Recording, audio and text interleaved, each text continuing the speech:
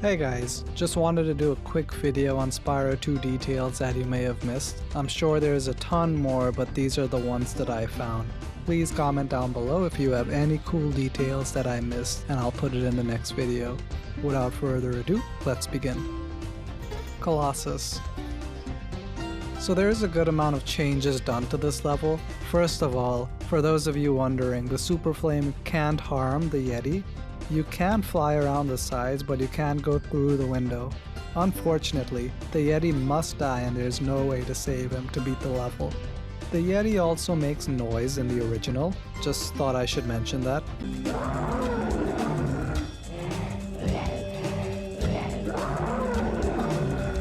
The guys really are into hockey in the Reignited game though. I mean, I like the detail, but hockey sticks on the statue seems like way too much. Just check out the original. I also really missed the my. Like after not playing this game in over a decade and jumping into the Reignited trilogy, the chant is all that I remembered for this level. Like,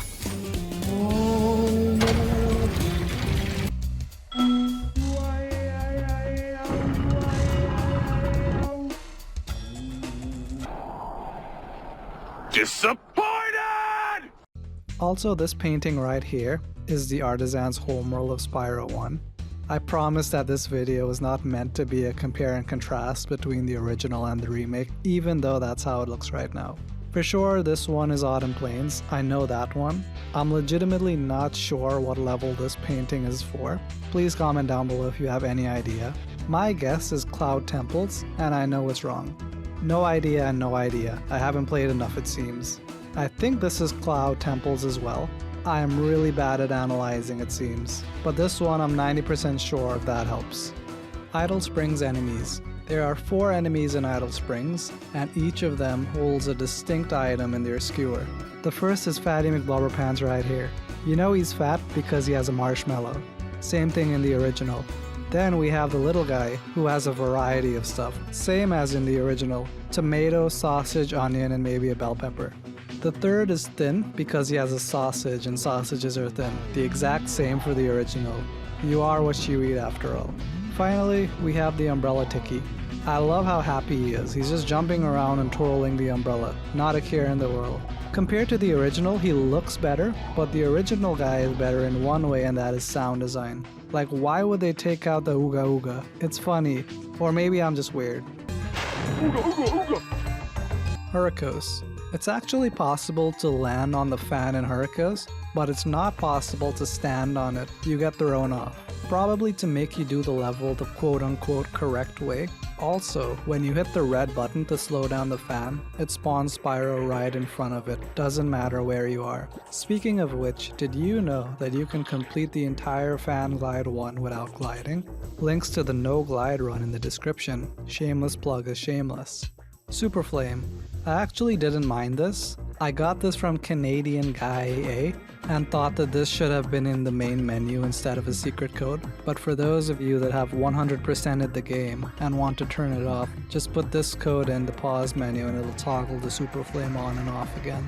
Again, Canadian Guy A found this, so check out his video. Alchemist Hunter. In Fracture Hills, if you have the Superflame unlocked already by 100%ing the game, you can just destroy all of the Earthshapers and literally wait for the Alchemist to make his rounds. The cool thing is, if the Earthshapers have already been destroyed, you can just wait for the Alchemist and do absolutely nothing. Then, when you accept Hunter's mission, he'll run away for half a second and just give you the orb. This is the actual gameplay, I didn't edit anything. He just ran to the side and then said, "Good job, Spyro." The Skelos Badlands lizard really doesn't like Spyro. If you stand close to him, he'll just sort of snarl at Spyro forever, something exclusive to the Reignited trilogy. What's cooler is that this lizard gets a palette swap in Midnight Mountain for Spyro 3, and does the exact same thing. The palette swap also applies to the original game. One of the things that the original Spyro has, and it's a super small thing, is the little sounds NPCs and enemies make.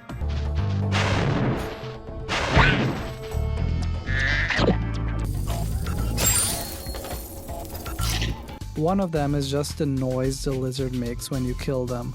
I will say that I prefer the death animation in the reignited version though. So here's an MLG strat for you. The cow with the ray gun is harmless. Literally just run up to him and stand there. He's too tall to damage Spyro. How's the weather up there, dude? The weather up there is cloudy as this guy is blind. He should easily kill Spyro. In the original, standing in front of the ox was not a strategy to not get hit, unlike the reignited trilogy. Also, these friendly living sausages are vulnerable if you hit them. You don't need to run away.